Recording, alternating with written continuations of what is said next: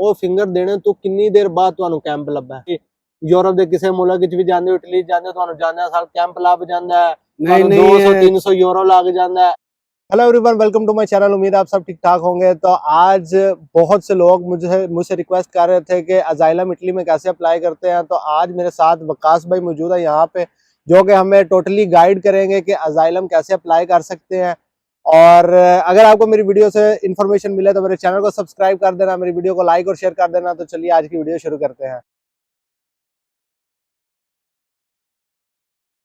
तो सबसे पहले मैं आपको बता दूं कि आज की वीडियो पंजाबी में होने वाली है, क्योंकि वकास भाई को थोड़ी सी डिफिकल्टी है उर्दू बोलने में। तो इसमें कोई मसला नहीं है, कोई इतना बड़ा इश्यू नहीं है।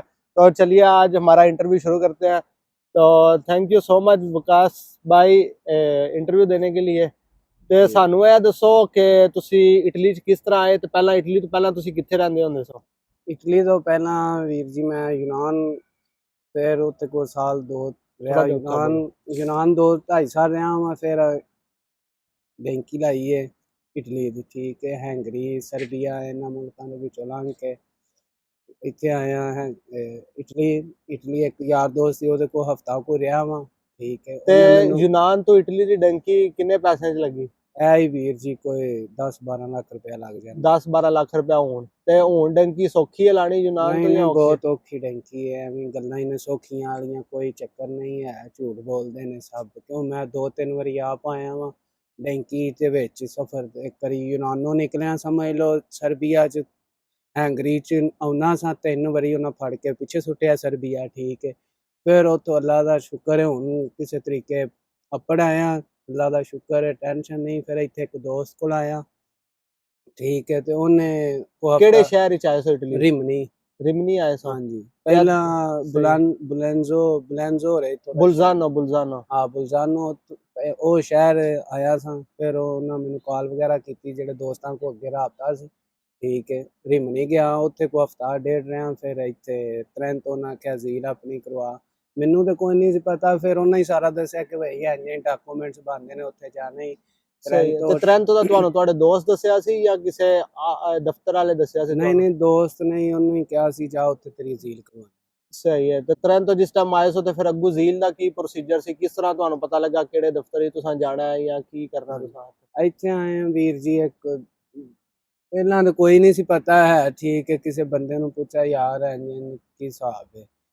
ਇੱਕ ਹੈ ਸੀ ਦੋਸਤ, ਉਹ ਤੇ ਚਲੋ ਰਹਿੰਦਾ ਸੀ ਇੱਥੇ ਕਲੇਸ਼, ਸਹੀ ਹੈ। ਮੈਨੂੰ ਤੇ ਉਹਨੇ ਇੱਥੇ ਲਿਆ ਕੇ ਨਾ, ਫਰੈਂਡ ਸਨ 2-3, ਉਹਨਾਂ ਕੋ ਬਾਹਰ ਤੇ ਤੁਹਾਨੂੰ ਬਾਹਰ ਹੀ ਭਾਗ ਗਏ, ਤੁਹਾਨੂੰ ਨਹੀਂ ਸੀ ਪਤਾ ਕੀ ਕਰਨਾ, ਕੋਈ ਚੱਕਰ ਨਹੀਂ।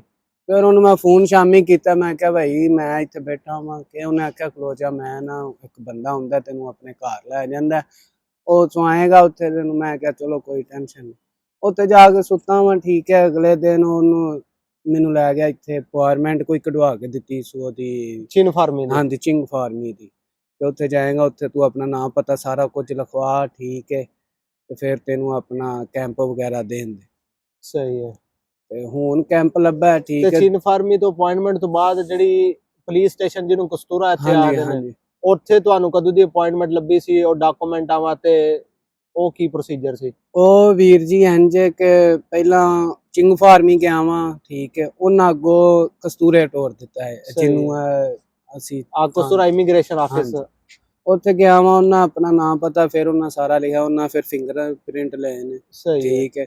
ਦੂਸਰੇ ਕਿੰਨੀ ਦੇਰ ਵਿੱਚ ਤੁਹਾਡੇ ਫਿੰਗਰ ਹੋ ਗਏ ਸਨ? ਇਹ ਕੋ 1.5-2 ਮਹੀਨੇ ਦੇ ਵਿੱਚ। ਮਤਲਬ ਤੁਸੀਂ ਚਿੰਗ ਫਾਰਮੀ ਗਏ, ਉੱਥੇ ਤੁਸੀਂ ਅਪਾਇੰਟਮੈਂਟ ਲਈ ਤੇ 1.5-2 ਮਹੀਨੇ ਦੇ ਬਾਅਦ ਤੁਹਾਨੂੰ ਕਸਤੂਰੇ ਦੇ ਵੀ ਤੁਹਾਡੇ ਜਿਹੜੇ ਫਿੰਗਰ ਹੋਏ ਸਨ। ਤੁਹਾਡੀ ਬਈ ਅਜ਼ੀਲ 1.5-2 ਮਹੀਨੇ ਬਾਅਦ ਹੋਈ ਸੀ? ਬਿਲਕੁਲ ਸਹੀ। 1.5-2 ਮਹੀਨੇ ਤੁਸੀਂ ਇੰਤਜ਼ਾਰ ਕੀਤਾ ਬਿਲਕੁਲ, ਤੇ ਆਪਣੀ ਰਿਹਾਇਸ਼ ਵਿੱਚ ਤੁਸੀਂ ਰਹੇ ਹੋ, ਮਤਲਬ ਆਪਣੇ ਪੈਸੇ ਅਫੋਰਡ ਕੀਤੇ ਨੇ ਸਾਰੇ? ਤੁਹਾਨੂੰ ਗਵਰਨਮੈਂਟ ਨੇ ਕੋਈ ਹੈਲਪ ਨਹੀਂ ਦਿੱਤੀ?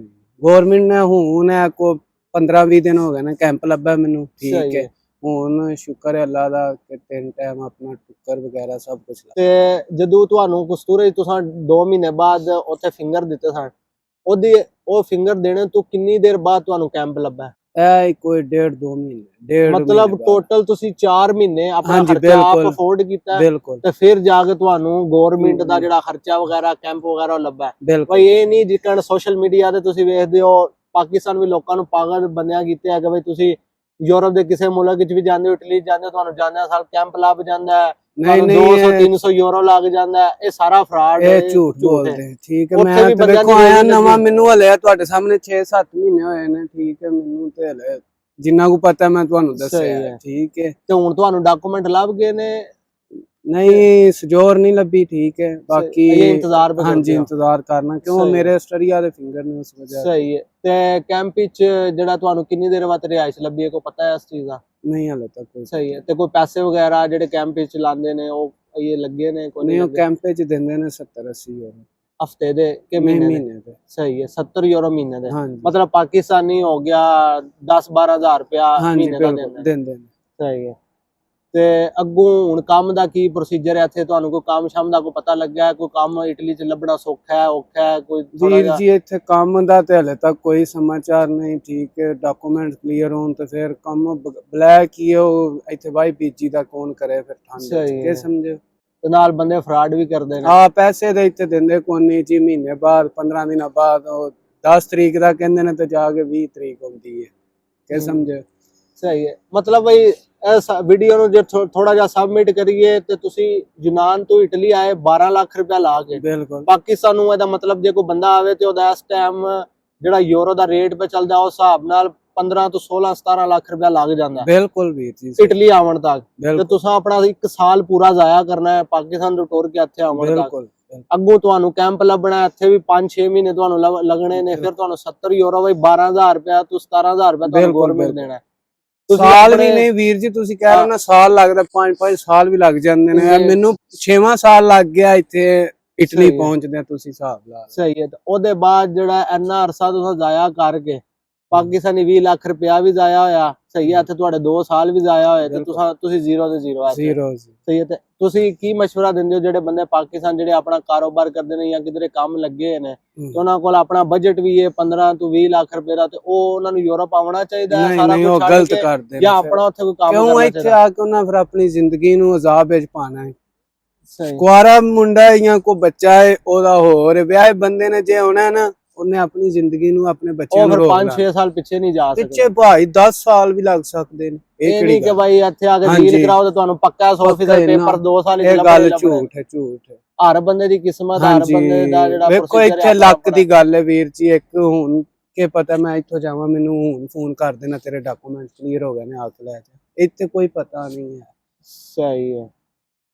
तो यही आज की थोड़ी सी वीडियो थी। आपने YouTube पे बहुत ज्यादा वीडियो देखी होंगी जिसमें इतनी लंबी आपको इन्फॉर्मेशन देते हैं, और जिसमें अगर आप उस वीडियो को सबमिट करो तो कोई भी इन्फॉर्मेशन इतनी ऑथेंटिक इन्फॉर्मेशन नहीं होती।